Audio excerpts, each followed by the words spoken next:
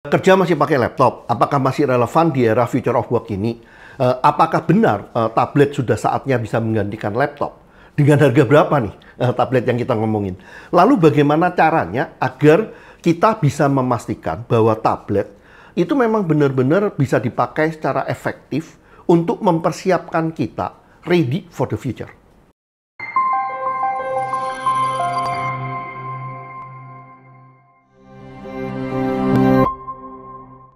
Teman-teman semuanya, selamat datang di YouTube kita Insight Web Academy dengan Hora. Wah, hari ini kesannya ini kayak mau jualan tablet nih, tapi tidak. Kita bicara tentang tren yang paling baru.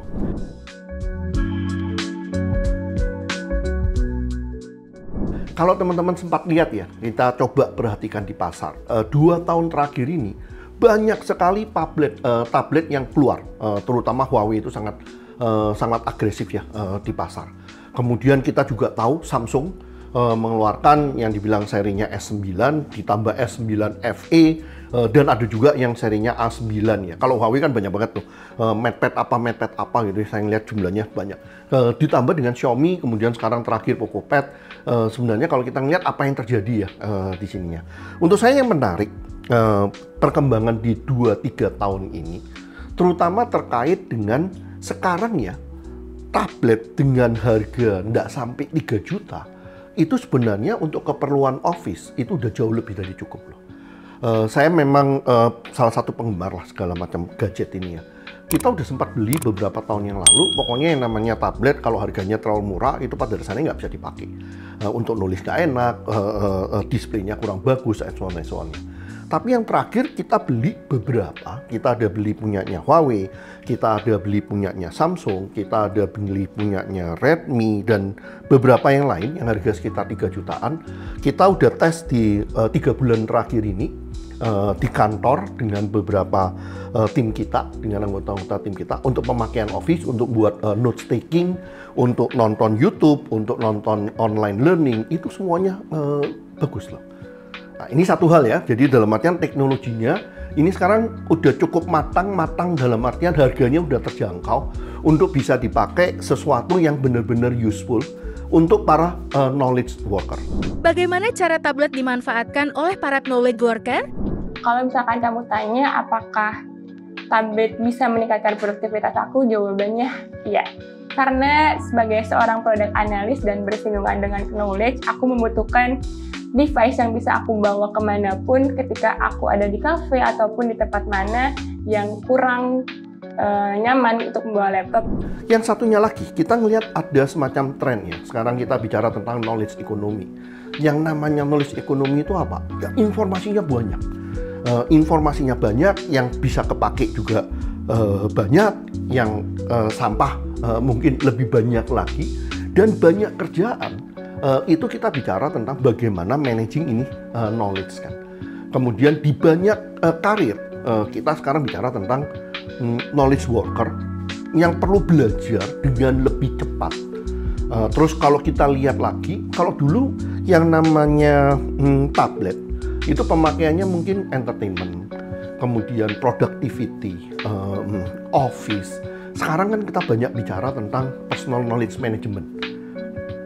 Nah, itu kan salah satu tambahan lagi ya yang membuat arti daripada tablet yang sekarang ini harga udah terjangkau, kebutuhan daripada pekerjaan, kebutuhan daripada perkembangan karir itu juga semakin signifikan. Itu yang kita lihat ya. Mungkin teman-teman pernah lihat juga di beberapa video kita memperkenalkan konsep omah gawi. Sekarang kita punya omah gawi yang 4.3 nih. Yang artinya di 4.3 itu salah satu corner yang namanya pekerja masa depan yang akan bekerja di suatu environment knowledge itu akan menjadi salah satu key-nya ya. Dimana nanti kalau kita bicara tentang knowledge berarti kita bicara tentang personal knowledge management.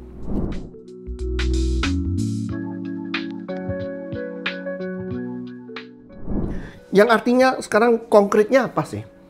Konkretnya, kalau kita ngelihat di banyak YouTube, itu kan kita ngelihat biasanya saingannya seberapa jauh sih tablet itu bisa menggantikan laptop. kapan laptop ini bisa digantikan oleh tablet, termasuk di sini kita punya juga yang iPad M4 ya, yang paling canggih kan, iPad M4, ataupun di sini kita punya Samsung S8 Ultra. Seberapa jauh ini bisa menggantikan laptop? Sebenarnya kalau dari kita sendiri atau dari saya sendiri di kantor, kalau kita hubungkan dengan Om Magawi, kita tidak bicara bahwa tablet ini menggantikan laptop sementara ini. Tapi kita bicara, kita coba di kantor kita mulai ganti ya di sininya. Laptop itu kita gantikan dengan PC plus tablet. Kenapa PC plus tablet? Kita ngomong laptop yang biasa kita pakai di kantor kita tuh laptop yang harga sekitar 15 jutaan. Nah, kita sekarang gantikan dengan PC dan monitor yang harga 10-12 juta dengan tablet harga 35 juta. Bedanya sekarang gini, kalau kita pakai PC dengan harga 12 juta plus tablet 3-5 juta, itu kan kita seakan-akan mendapatkan dua monitornya. Jadi satu monitornya adalah tablet, satu monitornya adalah monitor di PC. Nah, ini yang kita hubungkan dengan yang namanya knowledge worker ya. Karena kalau di kita pekerjaannya itu banyak, kita melakukan research, berarti kan ada satu monitor yang kita lihat dari researchnya, kemudian ada satu tempat lagi yang ketik ya. Memang bisa juga dengan laptop layarnya dipecah dua ya, kan lebih kecil ya. Kalau ini kan berarti kita punya dua yang berbeda. Bahkan sekarang kalau kita kerja ya, sering itu di satu pihak kita ngelihat suatu informasi, satu lagi kita kerja, satu layar lagi biasanya sering untuk komunikasi kan. Kita mesti mengkoordinasikan sesuatu dengan teman-teman. Yang berarti kan kita sering itu kerja dengan minimum tiga layar. Nah, ini tablet ini sangat membantu. Di samping satu pengalaman lagi yang kita dapat dengan memakai PC plus tablet. Sebelumnya di tim kita ada beberapa case setahun terakhir ini karena rata-rata kan yang namanya kerja, pulang pergi, naik motor, kemudian naik kendaraan umum. Case kayak laptop itu kan berat ya. Habis itu ada juga beberapa kali kayak keserempet, kacanya berat segala macam. Itu kan harganya mahal. Sekarang dengan memakai tablet ini, pada dasarnya risikonya menjadi lebih kecil. Kemudian yang satu lagi, sekarang juga ada semacam tren ya. Terutama kita bicara tentang gadget, milenial, itu mereka berusaha membedakan kerja, kemudian pribadi gitu. Nah, kalau dengan adanya tablet, itu sepertinya halangan untuk kayak lagi di rumah membuka sebentar, itu kayaknya lebih kecil ya daripada harus buka laptop ya di dalamnya. Dan untuk mereka juga lebih gampang untuk dibawa pulang. Halo Kak Wildan. Hai. Lagi ngapain nih? Serius banget pakai tablet? Oh iya, halo. Sebenarnya aku menikmati waktu luang aja sih. Tapi karena ada banyak banget nih kerjaan yang perlu aku tracking dari jauh, jadi aku harus gunain tablet ini untuk kerja, Sa. Loh, bukannya bisa ya pakai smartphone atau gadget? Nah, kalau ditanya bisa nggak sih kalau pakai gadget atau smartphone, tentu saja bisa. Tapi kamu mau nggak kalau semisal kehidupan pribadi kamu tercampur dengan kehidupan kantor? Pasti nggak mau dong. Iya, gak mau lah.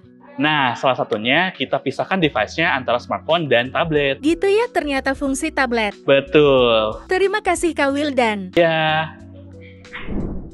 Halo Kak Putra. Halo. Boleh gak aku tahu biasanya iPad kakak digunakan untuk apa? Oke, jadi gue sebagai personal assistant Pak Hora itu menggunakan iPad, tablet itu untuk device sebagai pengatur jadwal, terutama jadwal meeting, terus juga diskusi untuk kegiatan dia dan lain-lainnya.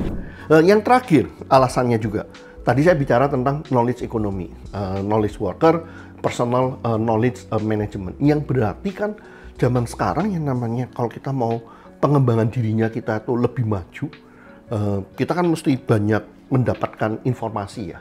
Terutama kalau sekarang orang-orang informasinya dari mana? Bisa baca, bisa juga nonton YouTube, kemudian ikut Udemy, ikut di online learning courses yang harganya jauh lebih kompetitif. Dengan itu tentunya tablet ini halangan untuk bukanya itu jauh lebih gampang dibandingkan dengan kita memakai kayak misalnya laptop.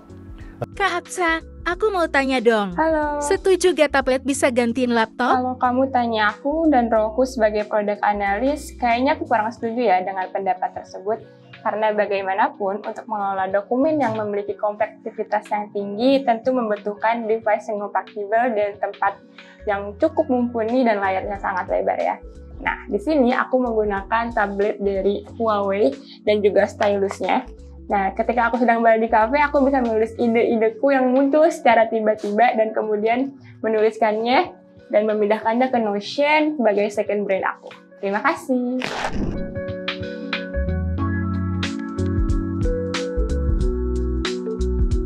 Jadi itu alasannya beberapa hal yang kita coba, ini loh ada namanya tren ya.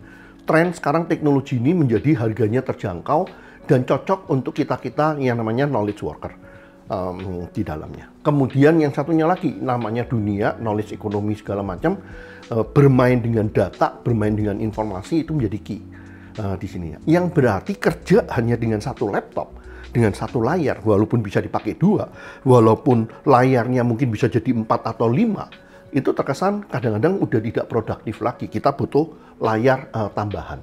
Kemudian yang satunya lagi, orang mau membedakan antara ini kerja, ini pribadi. Dengan adanya tablet, kalau di rumah pun membuka lebih gampang. Kira-kira itu trennya ya. Nanti di video berikutnya saya akan coba gambarkan lagi beberapa kayak semacam eksperimen yang kita coba di kantor ya. Kita coba dengan iPad, kita coba dengan Samsung, kita coba dengan Huawei, kita coba dengan Redmi, dan ada beberapa yang lainnya. Pengalaman kita gimana? Nanti mungkin teman-teman bisa dengerin sharing pengalaman kita.